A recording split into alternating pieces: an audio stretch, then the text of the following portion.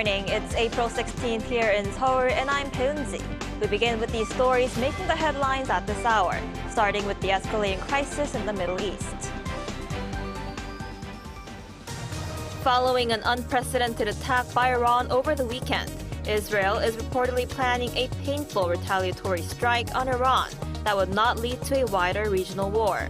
It also appears to be looking for a way that won't be blocked by the U.S. after Washington announced that it would not support an Israeli counterattack. The U.S. government has announced that it will provide more than $6 billion to Samsung Electronics to boost chip making in the country. This is the third largest subsidy announced by Washington as the Biden administration works to drive up domestic chip manufacturing amid the U.S.-China rivalry. Former U.S. President Donald Trump's historic criminal trial has begun in New York. Before entering court, Trump said the trial was nonsense and an assault on America. After Iran's drone and missile attack on Israel over the weekend, Israel is reportedly considering painful retaliation that would avoid escalating into a full-scale war. Iran also claims it gave a warning before attacking Israel, but the U.S. says it did not get the warning and that Iran was aiming for significant damage. Our Shinayong starts us off. Israel's War Cabinet met on Monday to discuss how to respond to a direct attack from Iran against the country overnight on Saturday. According to Israeli media outlet Channel 12, Israel is weighing up retaliation options that are intended to be painful to Iran, but without causing an all-out war in a way that coordinates with allies, including the U.S. Following the attack at the weekend, U.S. President Joe Biden warned that Washington would not participate in any counteroffensives launched against Iran and would only continue to assist in defending Israel after it helped to shoot down most of the missiles launched on Saturday alongside other allies. During the meeting, the Israeli cabinet reportedly agreed on a strong response to make it clear that Israel does not tolerate Iran's recent attacks. We are considering our next steps, and this launch of so many missiles, cruise missiles, and drones into Israeli territory will be met with a response. Meanwhile, Iran said it gave notice to neighboring countries and the U.S. days before it attacked Israel, but the U.S. denied the claim. There was never any message to us or to anyone else on the time frame, the targets, or the type of response. White House National Security Council spokesman John Kirby said that Washington is working with G7 countries on new multilateral sanctions to target Iran's missile programs. He added that G7 countries that had yet to designate the Islamic Revolutionary Guard Corps as a terrorist organization are now considering doing so. Pentagon Press Secretary Patrick Ryder on Monday reiterated remarks made earlier by U.S. Defense Secretary Lloyd Austin, emphasizing a desire to avoid escalation in tensions while affirming the commitment to protect its forces in the region and defend Israel. According to a report by CNN, Israel was set to launch a ground offensive in Gaza's southern city of Rafah, but the plans were paused after Iran's weekend attack. Shinayong, Arirang News. Following the unprecedented attack, the international community was quick to respond. The UN Security Council held an emergency meeting over the weekend in New York, where there was a major face-off between ambassadors from Iran and Israel. Our Kim Jung-sil reports. An emergency meeting upon the urgent request of Israel took place on Sunday local time at the UN headquarters in New York. Ambassadors from Iran and Israel both appeared, with Iran claiming the justification of its military strikes on Saturday, saying it only targeted military objectives and were carried out carefully to minimize the potential for escalation. Iran's operation was entirely in the exercise of Iran's inherent right to self-defense as outlined in Article 51 of the Charter of the United Nations and recognized by international law. The Israeli ambassador to the UN, on the other hand, strongly condemned Iran, saying he has warned continuously and asked the Security Council to take concrete action against Iran's Ayatollah regime. Iran, the #1 global sponsor of terror, has exposed its true face as the destabilizer of the region and the world. UN Secretary General Antonio Guterres called for maximum restraint, saying now it's the time to defuse and de-escalate. The Middle East is on the brink. It's time to step back from the brink. It's vital to avoid any action that could lead to major military confrontations on multiple fronts in the Middle East. Most member countries, including South Korea, have urged all parties concerned to come up with measures to prevent further escalation. Kim Jong-sil, Arirang News. Like we just heard, Iran's massive aerial attack on Israel marked a new chapter in a conflict between the two states that has percolated for years and spiraled since Israel declared war on Hamas last October, as this was the first time that Iran carried out strikes against Israeli territory. For more on this, we're joined by Professor Mason Richie, Professor of International Politics at Hanguk University of Foreign Studies. Welcome to the program. Thanks for having me. Good morning. So what's the reason behind Iran's unprecedented attack on Israel? What was their intention? So the proximate reason is that on April 1st, Israel carried out a strike against Iran's consulate annex in Damascus, Syria, an annex that was apparently used by the Iran Revolutionary Guard Corps. And among the people that were killed there was Brigadier General Mohammad Zahedi, who was responsible, or one of the people responsible for helping plan the October 7 terrorist attacks last year, in which 1,200 Israelis, the vast majority of them innocent civilians, were killed. And so Iran has launched this attack against Israel as a response to that attack by Israel, that retaliatory attack by Israel against General Zahedi. This is a real change in some respects.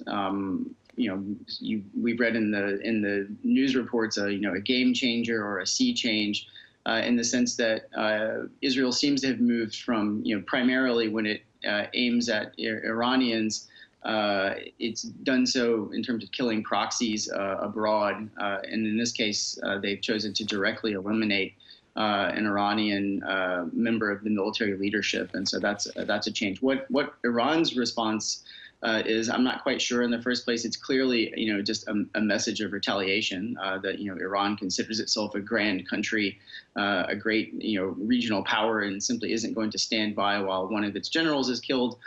They may also, for all I know, be trying to distract Israel or perhaps fan a broader war in the Middle East, and it might also be part of their strategy to try to split Washington and Jerusalem. Right, and Israeli officials have reportedly said the country's war cabinet favors retaliation against Iran. And it's also said it will respond to Iran's attack when time is right. So when and how will Israel be responding to the attack, and what can we expect to happen next? I do not know the answer to those questions. I don't think anybody, perhaps outside of Israel and perhaps Washington, knows the answer to those questions. I think that Israel's response could include a direct response against targets in Iran. That would, of course, be escalatory. That would be highly provocative, and that's clearly not something that the United States wants. And I think that the United States is going to put pressure on Israel not to do that. So if I were guessing today, I would assume that the response is going to be a strike against Iran-linked targets in Syria or in Lebanon. That would be my guess. And when that's going to happen, the reports that we're hearing are that this is going to take place imminently.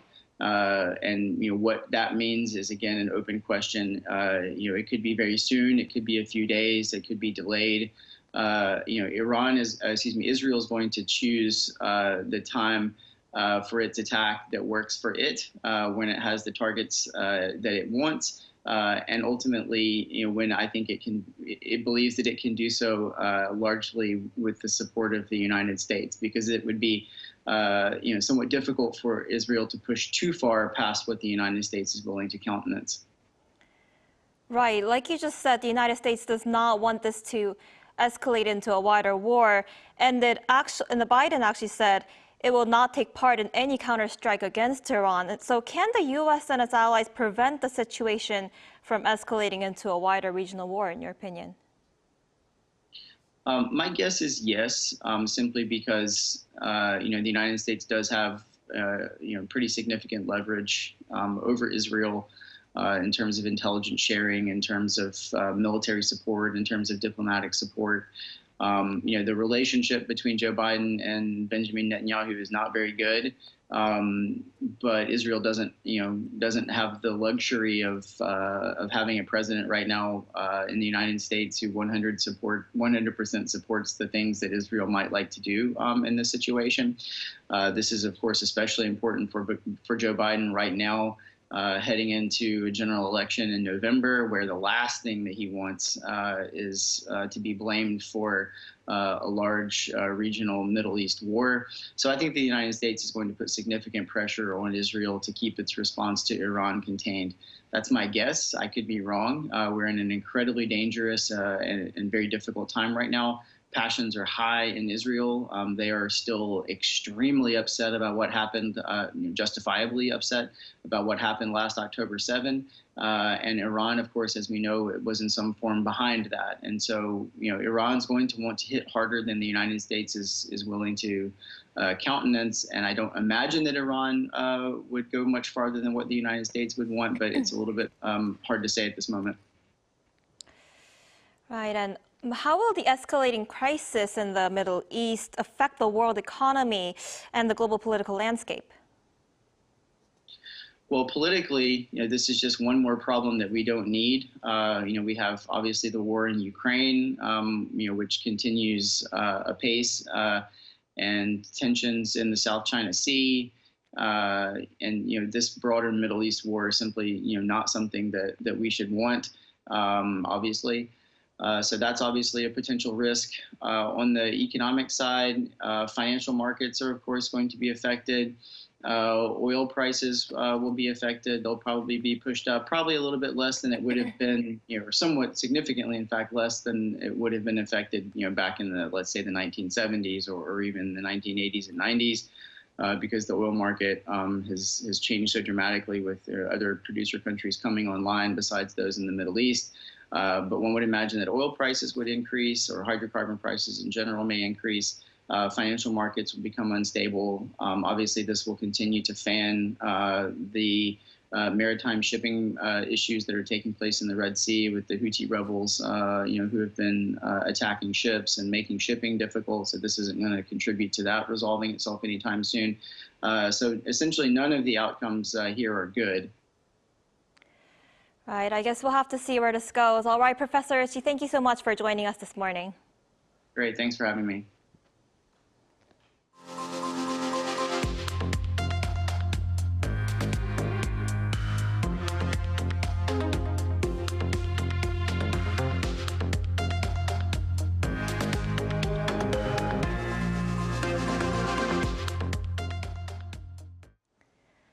The U.S. government announced Monday that it'll give Samsung Electronics up to $6.4 billion in grants to support the tech giant's chip-making investment in the U.S. It marks the third largest grant given under the U.S. CHIPS Act. Lee Seung-jae has more.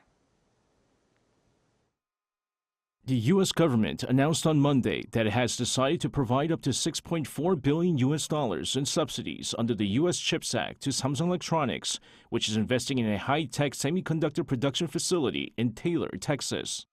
In line with the grant announced by Washington, Samsung Electronics will invest $17 billion to expand the size and investment target of the semiconductor manufacturing plant under construction, with a total of approximately $45 billion in investment by 2030. Under the proposed investment in Taylor, the South Korean tech giants will construct a comprehensive advanced manufacturing cluster, including 2 leading-edge logic foundry fabrications, a research and development fab, and an advanced packaging facility. The $6.4 billion in subsidies given to Samsung Electronics is the third largest to date. American semiconductor company Intel is set to receive $8.5 billion, followed by Taiwan's TSMC, which will receive $6.6 billion. $39 billion worth of incentives were put aside under the terms of the U.S. CHIPS Act to encourage chipmakers to build, expand, or improve semiconductor facilities in the U.S., with the Commerce Department looking to invest some $28 billion of the total sum in chipmakers like Samsung Electronics. This comes as the Biden administration has been pushing for initiatives to drive up domestic chip manufacturing amid the U.S.-China rivalry. Investments being made by major chip makers, including Samsung, will put the U.S. on track to deliver on its plan to produce around 20% of the world's leading-edge logic chips by 2030. Lee Seung-jae, Arirang News. Moving on to the latest in the standoff between the government and doctors. For the first time since the general election, the government has reiterated its commitment to expand the medical school admission quota, while trainee doctors are accusing the government of an abuse of power. Our Song Yoo-jin has more. It seems there's still a big hurdle to overcome in the standoff between the Korean government and trainee doctors regarding the expansion of the medical school admission quota. During Monday's Central Disaster and Safety Countermeasures Headquarters meeting, Health Minister Cho Kyu-hong said the government's will for medical reform remains unchanged. This includes a planned increase in the medical school admission quota by 2,000 from next year to tackle the country's shortage of doctors in essential medical fields and rural regions. We'd urge the medical community to stop their collective action and promptly engage in dialogue. We have a tight timeline, considering the college admission schedule for 2025. The college admission guidelines for the 2025 academic year will be finalized next month, including the medical school quota. Making changes to the quota after that will be impossible. While standing firm on the expansion, the minister mentioned the government's openness to discussing rational and unified alternatives, echoing its previous stance, which hinted at the possibility of adjusting the scale of expansion. However, trainee doctors remain strongly opposed to the expansion. 1,360 trainee doctors who have submitted their resignation letters announced on Monday that they would file a complaint against Minister Cho and Second Vice Health Minister Bang Min-soo with the Corruption Investigation Office for high-ranking officials for alleged abuse of power and obstruction of the exercise of rights. They're saying the government misused its power to block hospitals from processing their resignation letters and force them to work against their will by issuing return-to-work orders. One of the 7 requests trainee doctors made to the government to return to work in February was the complete removal of the expansion plan. Song Yoo-jin, Arirang News. Washington says Pyongyang can genetically engineer biological military products, adding that the regime has a dedicated national-level offensive biological weapons program. According to an annual report issued by the U.S. State Department on Monday in consultation with the Department of Defense, Department of Energy, and the Joint Chiefs of Staff, North Korea uses technology such as CRISPR to genetically engineer biological products. Last year's report indicated that the regime had at least a limited capability to genetically engineer biological products. The report further warned that the North has the capability to produce biological agents for military purposes and can create bacteria, viruses, and toxins that could be used as biological weapon agents.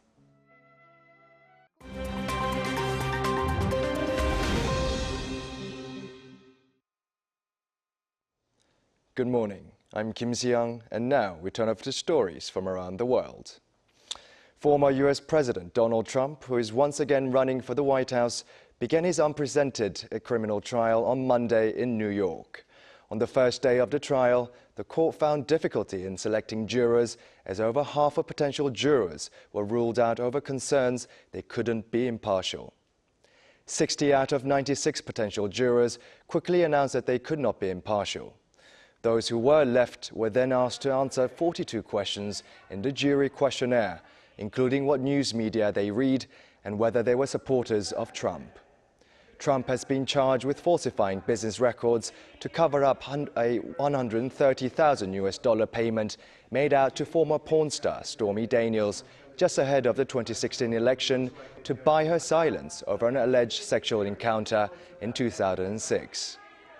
While Trump kept quiet during the entirety of the morning court proceedings, with yes being the only word he spoke, The former president spoke to reporters before entering the court, saying the trial was nonsense and an assault on America. In Sydney, Australia, a 15-year-old boy has been arrested after at least 4 people, including a bishop, were stabbed at a church on Monday. Local police reported that none of those stabbed had life-threatening injuries. The stabbing happened during a Monday evening service at the Christ the Good Shepherd Church in Wakeley, a suburb of Sydney. Police were seen trying to control large crowds gathered at the church, who demanded for the attacker to be brought outside. The church service was being live-streamed online and was still being broadcast while the bishop was stabbed giving a sermon. Monday's knife attack comes only 3 days after a mass stabbing in a Sydney mall killed 6 people. Extreme rainfall, flash floods and thunderstorms have left more than 60 people dead over the past 4 days in Afghanistan and Pakistan. Heavy flooding due to seasonal monsoon rains killed at least 33 and injured 27 others by Sunday in Afghanistan, while thunderstorms and heavy rain killed at least 36 people in Pakistan. A Taliban spokesperson for the State Ministry for Natural Disaster Management confirmed that almost 20 out of Afghanistan's 34 provinces were affected by extreme monsoon rains, with 600 houses heavily damaged and 200 livestock killed. In neighboring Pakistan, the country's southwest declared a state of emergency on Monday. Authorities in the country said most of the 36 deaths were farmers who were killed by lightning strikes and collapsed houses. Global automotive and energy company Tesla is planning to lay off more than 10% of its global workforce in order to cut costs. After reporting poor first quarter sales, Tesla CEO Elon Musk circulated an email to Tesla staff on Sunday saying that while there was nothing he hated doing more, job cuts must happen. According to Tesla's latest annual report, the world's biggest automaker by market value had just over 140,000 employees globally last December, meaning layoffs could affect some 14,000 staff members.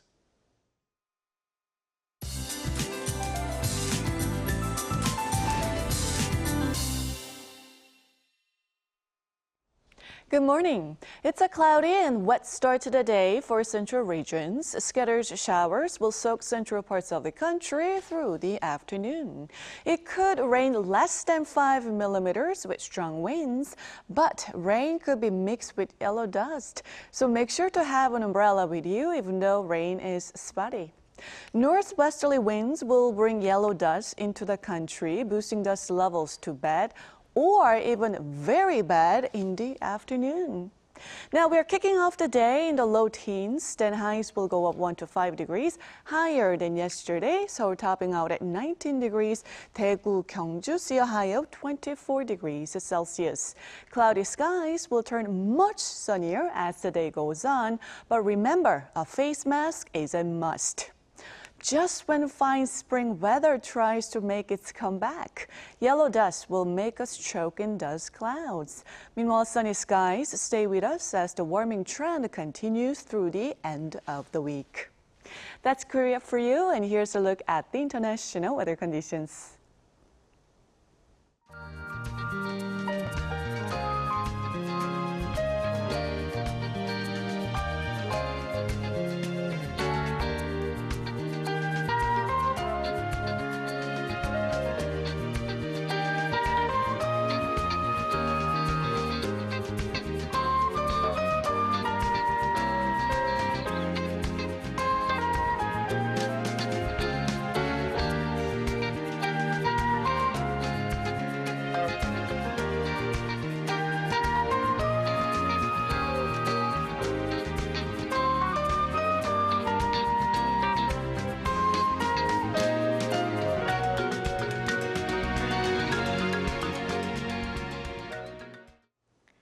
That wraps up today's New Day at Arirang. Thank you for watching. We'll bring you more updates at the same time tomorrow.